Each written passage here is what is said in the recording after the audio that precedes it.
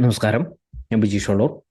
Professionally ഒരു full time ട്രേഡറാണ്. എല്ലാവർക്കും Bijeesh Valloor market prediction and അനാലിസിസിലേക്ക് സ്വാഗതം. നമ്മൾ നോക്കാൻ പോകുന്നത് നിഫ്റ്റി, ബാങ്ക് നിഫ്റ്റി. ഇന്ന് എന്തൊക്കെയാണ് സംഭവിച്ചിരിക്കുന്നത്, വരും ദിവസങ്ങളിലായാലും എന്തൊക്കെയാണ് സംഭവിക്കാൻ പോകുന്നത്, എങ്ങനെ വിദഗ്ധമായിട്ട് നമുക്ക് ഈ ട്രേഡുകൾ, ഈ ഒരു ട്രെൻഡ് നമുക്ക് കൃത്യമായിട്ട് നമുക്കത് എങ്ങനെ മാനേജ് ചെയ്യാം. നമ്മളെപ്പോഴും പറയുന്നതാണ്, മാർക്കറ്റിലൊരു വ്യക്തമായ തീരുമാനങ്ങൾ എടുക്കുന്നതിനെക്കാട്ടി മുൻപ് തന്നെയായിട്ട് മാർക്കറ്റിനെ ആദ്യം അനാലിസിസ് ചെയ്യാനായിട്ട് പഠിക്കണം.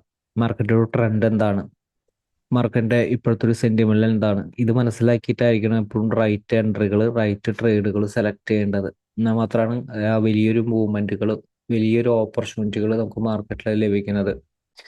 നമ്മൾ കഴിഞ്ഞ ദിവസം വലിയൊരു ഫാള് വന്ന് നിന്നപ്പോൾ തന്നെ വീഡിയോയിൽ നമ്മളത് സൂചിപ്പിച്ചിരുന്നു. ഇത് സ്റ്റിൽ ബൈലാണ്, ബൈ സെന്റിമെന്റിലാണ് നിലനിൽക്കുന്നത്. കാരണം നമ്മുടെ ഒരു സപ്പോർട്ടിന്റെ ഒരു മുകളിൽ സസ്റ്റെയിൻ ചെയ്യുമ്പോൾ ഇത് ബൈ സെന്റിമെന്റിലാണ്, ബൈക്ക് കൂടുതൽ ഇമ്പോർട്ടൻസ് നൽകുന്ന രീതിയിലാണ് നമ്മൾ കഴിഞ്ഞ ദിവസം ഒരു വീഡിയോ അവസാനിപ്പിച്ചത്. അപ്പോൾ എപ്പോഴും നമ്മൾ പറയുന്ന ഒരു പ്ലാൻ ശ്രദ്ധിക്കുക. പറയുന്ന ഒരു പ്ലാൻ ആ ഒരു ട്രെൻഡും മാർക്കറ്റിന്റെ ഒരു സെന്റിമെന്റിലും ഇതിനൊക്കെ അനുസരിച്ചാണ് എപ്പോഴും നൽകുന്നത്. കഴിഞ്ഞ ദിവസം വലിയൊരു ഫാള് വന്ന് കരുതിയിട്ട് ഒരിക്കലും ഒരു ഫാളിന് ഇമ്പോർട്ടൻസ് നൽകുന്ന രീതിയിലല്ല ആ ഒരു കഴിഞ്ഞ ദിവസം ഒരു അനാലിസിസ് നടത്തിയിരുന്നത്. ഇപ്പോൾ കഴിഞ്ഞ ദിവസത്തെ വീഡിയോസൊക്കെ ജസ്റ്റ് ഒരു സ്കിപ്പ് ചെയ്ത് കാണുന്നവർക്കൊക്കെ ഈ ഒരു ഭാഗങ്ങൾ മിസ്സായി കാണും. എപ്പോഴും മാർക്കറ്റ് എപ്പോഴും വീഡിയോയിലായാലും ഒരുപാട് കണ്ടന്റുകൾ കുത്തി നിറച്ച് ചെയ്യാറില്ല. എക്സാക്റ്റ് ആയിട്ട് റൈറ്റ് ആയിട്ടുള്ള റൂളുകളും റൈറ്റ് ആയിട്ടുള്ള ഒരു കാര്യങ്ങളും മാത്രം ഇൻക്ലൂഡ് ചെയ്തിട്ടാണ് ചെയ്യാറ്. ബാങ്ക് നിഫ്റ്റി ആയാലും, ബാങ്ക് നിഫ്റ്റിയെ കുറിച്ചായിരുന്നു നമ്മളത് സൂചിപ്പിച്ചായിരുന്നു. ഈ ഒരു ലെവൽ ബ്രേക്ക് ചെയ്ത ഷോർട്ട്സിന്റെ ഒരു ഓപ്പർച്യൂണിറ്റി ഉണ്ട്. പക്ഷേ 47,230 മുകളിലേക്ക് സസ്റ്റെയിൻ ചെയ്ത് കഴിഞ്ഞാൽ നമ്മളിവിടെ എക്സാക്റ്റ് ആയിട്ട് ഒരു സപ്പോർട്ട് നൽകിയായിരുന്നു. ഈ ലോവർ ലെവൽ ഈ ഒരു സപ്പോർട്ട് നമ്മൾ നൽകിയായിരുന്നു. ബാങ്ക് നിഫ്റ്റി അവിടെ നിന്നാണ് ബൗൺസ് ചെയ്തേ നോക്കുക.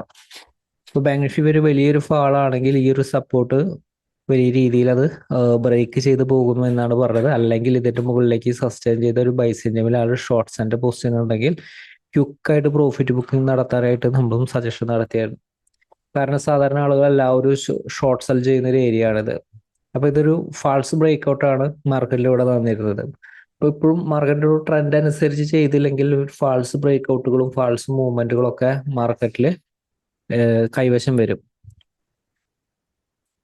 എപ്പോഴും മാർക്കറ്റിന്റെ ആ ഒരു സെന്റിമെന്റിൽ നമ്മൾ ഈ ഒരു ലെവലിൽ നിൽക്കുമ്പോൾ നമുക്കൊരു ബൈ സെന്റിമെന്റാണ് എക്സാക്റ്റ് ആയിട്ട് ഒരു ബൈയുടെ ഓപ്പർച്യൂണിറ്റി എടുത്തു കഴിഞ്ഞ് നമ്മൾ പറഞ്ഞിരിക്കുന്ന റെസിസ്റ്റൻസിന്റെ മുകളിലേക്ക് എല്ലാം സസ്റ്റെയിൻ ചെയ്ത് പോകുന്ന വലിയൊരു ഓപ്പർച്യൂണിറ്റിയാണ് കിട്ടിയത്. ഇത് മാത്രമല്ല നമുക്കൊരു ഓപ്പർച്യൂണിറ്റി തന്നത് ഇതിൽ മുൻപ് ആയാലും ഈ ഒരു ലെവല് ബൗൺസ് ചെയ്യുമ്പോൾ നമ്മളത് എക്സാക്റ്റ് ആയിട്ട് ബൈ സൂചിപ്പിച്ചായിരുന്നു. ഈ ഒരു ലെവലിൽ എത്തിയപ്പോൾ നമ്മളൊരു ബൈക്കല്ല നമ്മൾ കൂടുതൽ ഇമ്പോർട്ടൻസ് നൽകിയത് 820 താഴെ ഷോർട്ട്സിന്റെ ഒരു ഓപ്പർച്യൂണിറ്റിയാണ്. അപ്പൊ ഇനി ഒരു മാർക്കറ്റിന്റെ ഒരു സെന്റിമെന്റ് ശ്രദ്ധിക്കുക. മാർക്കറ്റിനായാലും 800 മുകളിലേക്ക് സസ്റ്റെയിൻ, 820 മുകളിലേക്ക് സസ്റ്റെയിൻ ചെയ്യാൻ പറ്റുന്ന അടിസ്ഥാനമാക്കിയായിരിക്കും നമുക്ക് പറയാൻ പറ്റുന്നത്. അപ്പോൾ നിഫ്റ്റി ഇപ്പോൾ സ്റ്റിൽ 820 മുകളിലേക്ക് സസ്റ്റെയിൻ ചെയ്തിട്ടില്ല. ഈ ഒരു റേഞ്ചിൽ നിഫ്റ്റിയിലായാലും സ്ട്രോങ് ആയിട്ടുള്ള റെസിസ്റ്റൻസ് ഏരിയകളുണ്ട്. അപ്പൊ അതുകൊണ്ട് തന്നെ നമുക്കൊരു കൃത്യമായിട്ടൊരു ഡയറക്ഷൻ നമുക്ക് നൽകാനായിട്ട് സാധിക്കും. എന്ന് പറഞ്ഞ പോലെ റൈറ്റ് ഒരു ബൈ ഇവിടെ നിന്ന് ചെയ്യാൻ, കാരണം കൃത്യമായിട്ടുള്ള ഒരു സപ്പോർട്ട് റെസിസ്റ്റൻസ് അനുസരിച്ച് ചെയ്യുക. കാരണം നിഫ്റ്റി ആയാലും ഹയർ ലെവല് ഇപ്പോൾ 820 മുകളിലേക്കാണ് സസ്റ്റെയിൻ ചെയ്യുന്നതെങ്കിൽ ബൈക്ക് കൂടുതൽ ഇമ്പോർട്ടൻസ് നൽകിക്കൊണ്ടുള്ള ട്രേഡിംഗ് രീതികൾ നൽകുമായിരുന്നു. പക്ഷെ ഇപ്പോഴത്തെ ഒരു സിറ്റുവേഷൻ ഇത് റെസിസ്റ്റൻസ് ഏരിയ ആണ്. ഈ ഒരു റെസിസ്റ്റൻസ് ഏരിയ എങ്ങനെയാണ് ആക്ട് ചെയ്യാന്ന് പറയാനായിട്ട് സാധിക്കില്ല. അത് കൃത്യമായിട്ടൊരു സപ്പോർട്ട് റെസിസ്റ്റൻസ് അനുസരിച്ച് ചെറിയ രീതിയിൽ അത് എപ്പോഴും ചെയ്യാനായിട്ട് ശ്രദ്ധിക്കുക. മാർക്കറ്റിൽ വലിയ അവസരങ്ങൾ മാർക്കറ്റിൽ എപ്പോഴും ലഭിക്കില്ല. വല്ലപ്പോഴും മാത്രമാണ് ആ വലിയൊരു ഓപ്പർച്യൂണിറ്റികൾ മാർക്കറ്റിൽ ലഭിക്കുന്നത്. അപ്പോൾ വരും ദിവസങ്ങളായാലും നമുക്ക് നിഫ്റ്റിനെ എങ്ങനെ മാനേജ് ചെയ്യാൻ പറ്റുമെന്ന് നോക്കാം. നിഫ്റ്റിനെ മാനേജ് ചെയ്യുമ്പോൾ കഴിഞ്ഞ ദിവസത്തിൽ നൽകിയിരിക്കുന്ന റെസിസ്റ്റൻസ് തന്നെ വരാൻ പോകുന്ന ഒരു ദിവസങ്ങളിൽ റെസിസ്റ്റൻസ് ആയിട്ട് ആക്ട് ചെയ്യുക. നിഫ്റ്റിയിലായാലും സപ്പോർട്ട് റെസിസ്റ്റൻസ് അനുസരിച്ച് മാനേജ് ചെയ്യുമ്പോൾ 21,750 മുകളിലാണ് ബൈ ഓപ്പർച്യൂണിറ്റി. ചെറിയ ടൈം ഫ്രെയിമിൽ കിട്ടിക്കഴിഞ്ഞാൽ യൂട്ടിലൈസ് ചെയ്യാം. 21,800 അടുത്ത് സ്ട്രോങ് ആയിട്ടുള്ള റെസിസ്റ്റൻസ് ലെവലാണ്. 800 മുകളിലേക്ക് 820 മുകളിലേക്ക് സസ്റ്റെയിൻ ചെയ്യുന്നുണ്ടോ എന്ന് നോക്കുക. 820 മുകളിലേക്കും സസ്റ്റെയിൻ ചെയ്താൽ സ്ട്രെങ്ത് ആണ്. പക്ഷേ ഇൻട്രാഡേയിലല്ല, നമുക്കൊരു പൊസിഷനിലായാലും 800 മുകളിലേക്ക് സസ്റ്റെയിൻ ചെയ്താലാണ് കുറച്ചും കൂടി ഒരു സ്ട്രെങ്ത് വരുന്നത്. അപ്പൊ അതുകൊണ്ട് ഇതിന്റെ ഒരു താഴത്തേക്ക് നിലനിൽക്കുന്നുണ്ടോ ശ്രദ്ധിക്കുക. ഇതിന്റെ ഒരു താഴത്തേക്ക് നിലനിൽക്കുന്നുണ്ടെങ്കിൽ പ്രോഫിറ്റ് ബുക്കിംഗ് വരാനായിട്ടൊരു സാധ്യതയുണ്ട്. 21,875 ഹയർ ലെവലിൽ റെസിസ്റ്റൻസ് ആണ്. ഇവിടെ മാർക്ക് ചെയ്തിട്ടില്ല. 21,875 ആണ് വരുന്നത്. അതുപോലെ തന്നെ ഓപ്പൺ ചെയ്യുന്നത് ശ്രദ്ധിക്കുക. റെസിസ്റ്റൻസിന്റെ ഒരു മുകളിലാണെങ്കിൽ ഷോർട്ട്സ് ആൻഡ് ഓപ്പർച്യൂണിറ്റി അഗ്രസീവായിട്ട് യൂട്ടിലൈസ് ചെയ്യരുത്. സപ്പോർട്ട് ബ്രേക്ക് ചെയ്യാതെ ഷോർട്ട്സ് ആൻഡ് ഓപ്പർച്യൂണിറ്റി യൂട്ടിലൈസ് ചെയ്യരുത്. 21,820 സപ്പോർട്ട് ഹോൾഡ് ചെയ്യുന്നുണ്ടെങ്കിലാണ് കൂടുതൽ ബൈക്ക് ഇമ്പോർട്ടൻസ് നൽകേണ്ടത്. അല്ലെങ്കിൽ ഇതും ബ്രേക്ക് ചെയ്താൽ 21,750 സപ്പോർട്ട്.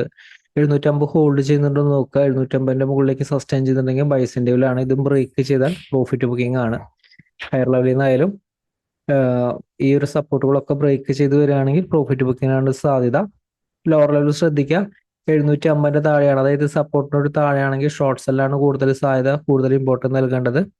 ചെറിയ ടൈം ഫ്രണ്ടിൽ ലോ എങ്കിലും താഴത്തേക്ക് ബ്രേക്ക് ചെയ്യാനായിട്ട് വെയിറ്റ് ചെയ്യുക. 21,655 സപ്പോർട്ട്.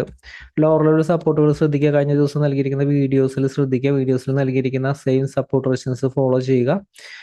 അതായത് 21,485 വരെ ലോവർ ലെവല്. 21,655 വിട്ട പിന്നെ 485 സപ്പോർട്ട് കാണുന്നത്, പിന്നെ 455. അപ്പൊ അതിന് ശേഷമുള്ള സപ്പോർട്ടുകളൊക്കെ കഴിഞ്ഞ ദിവസങ്ങളിൽ നൽകിയിരിക്കുന്ന സെയിം സപ്പോർട്ടുകൾ വർക്ക് ചെയ്യും. അപ്പൊ നിഫ്റ്റിയിലായാലും നമുക്കൊരു എക്സാക്ട് ഒരു ട്രെൻഡ് ഹയർ ലെവലിൽ നമുക്കത് മാനേജ് ചെയ്യാൻ പറ്റില്ല. സപ്പോർട്ട് റെസിസ്റ്റൻസ് അനുസരിച്ചാണ് മാനേജ് ചെയ്യാൻ സാധിക്കുന്നത്. മുൻപ് പറഞ്ഞിരുന്നു, അതായത് 820. 800 ഒരു സ്ട്രോങ് ആയിട്ടുള്ള ലെവലാണ്. അതിന്റെ മുകളിൽ സസ്റ്റെയിൻ ചെയ്യുന്നതിനെ അടിസ്ഥാനമാക്കിയായിരിക്കും വരും ദിവസങ്ങളിലായാലും കൃത്യമായിട്ട് സപ്പോർട്ട് റെസിസ്റ്റൻസുകളൊക്കെ നൽകുന്നത് പോലും. അപ്പൊ അതിനനുസരിച്ച് എപ്പോഴും ട്രേഡുകൾ പ്ലാൻ ചെയ്യുക. ബാങ്ക് നിഫ്റ്റി നോക്കുക. ബാങ്ക് നിഫ്റ്റി ആയാലും ഇന്ന് വലിയൊരു ബ്രേക്ക്ഔട്ട് മൂവ്മെന്റ് ആണ് മുകളിലേക്ക് കിട്ടിയിരുന്നത്. ബാങ്ക് നിഫ്റ്റിയിൽ ആ ഒരു ഫാൾസ് ബ്രേക്ക്ഔട്ട് നടത്തിയിട്ടാണ് എപ്പോഴും ആ ഒരു വലിയൊരു മൊമെന്റം മുകളിലേക്ക് വരുന്നത്. എപ്പോഴും ശ്രദ്ധിക്കേണ്ടത് മാർക്കറ്റിലെ ട്രെൻഡാണ് വളരെയധികം ഇമ്പോർട്ടന്റ് ആയിട്ട് നോക്കേണ്ടത്. ട്രെൻഡിനെ അഗേൻസ്റ്റ് പോയി കഴിഞ്ഞാൽ ഇതേപോലെയുള്ള ഫാൾസ് ബ്രേക്ക്ഔട്ടുകളൊക്കെ മാർക്കറ്റിൽ കിട്ടും. അപ്പോൾ നിഫ്റ്റി ആയാലും ബാങ്ക് നിഫ്റ്റി ആയാലും ശ്രദ്ധിക്കുക. ബാങ്ക് നിഫ്റ്റി ആയാലും 46,010.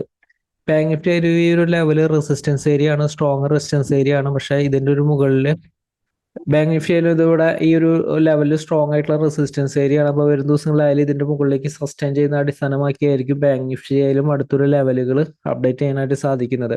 46,010 മുകളിൽ സസ്റ്റെയിൻ ചെയ്യുന്നതിനാണ് ബൈ ഒരു സെന്റിമെന്റ്. ഇതിന്റെ താഴത്തേക്ക് സസ്റ്റെയിൻ ചെയ്ത പ്രോഫിറ്റ് ബുക്കിനാണ് ഇമ്പോർട്ടൻസ് നൽകേണ്ടത്.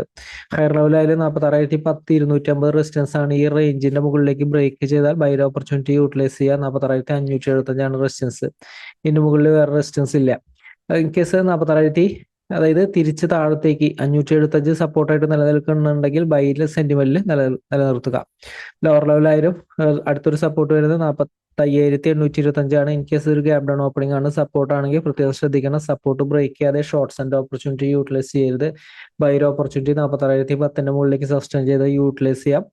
45,825 താഴെ ഒരു ഓപ്പണിംഗ് ഷോർട്ട്സ് ആണ് സാധ്യത. ഷോർട്ട്സ് ആൻഡ് ഓപ്പർച്യൂണിറ്റി യൂട്ടിലൈസ് ചെയ്യാം. 45,675 ലോവർ ലെവലിൽ സപ്പോർട്ട്. ഈ ഒരു സപ്പോർട്ട് ഹോൾഡ് ചെയ്യുന്നുണ്ടോ നോക്കുക. ബാങ്ക് നിഫ്റ്റി നമുക്കൊരു ഹയർ ലെവലിൽ പ്രത്യേകിച്ച് നമുക്കൊരു ഡയറക്ഷൻ നൽകാനില്ല. കൃത്യമായിട്ട് സപ്പോർട്ട് റെസിസ്റ്റൻസ് അനുസരിച്ച് മാനേജ് ചെയ്യുക. ലോവർ ലെവലായാലും സപ്പോർട്ടുകൾ വരുന്നത് കഴിഞ്ഞ ദിവസങ്ങളിൽ നൽകിയിരിക്കുന്ന ഒരു സപ്പോർട്ടുകൾ എക്സാക്റ്റ് ആയിട്ട് ലോവർ ലെവലിൽ നിഫ്റ്റിയിലും ബാങ്ക് നിഫ്റ്റിയിലും വർക്ക് ചെയ്യും. ഇൻ കേസ് മാർക്കറ്റോട് താഴത്തേക്ക് വരുന്ന ഒരു സമയത്തായാലും കഴിഞ്ഞ ദിവസം നൽകിയിരിക്കുന്ന ഒരു സപ്പോർട്ട് റെസിസ്റ്റൻസുകൾ ഫോളോ ചെയ്യുക. എക്സാക്റ്റ് ആയിട്ടുള്ള ട്രെൻഡിൽ നിലനിൽക്കാനായിട്ട് സാധിക്കും. മാർക്കറ്റിലെ വലിയ അവസരമായിട്ട് നമുക്ക് വരുന്ന ദിവസം അപ്ഡേറ്റിൽ വീണ്ടും കാണാം. എല്ലാവരും വലിയ ഷെയറുകളും കമ്പനികളും പ്രതീക്ഷിക്കുന്നു. എല്ലാവർക്കും നന്ദി.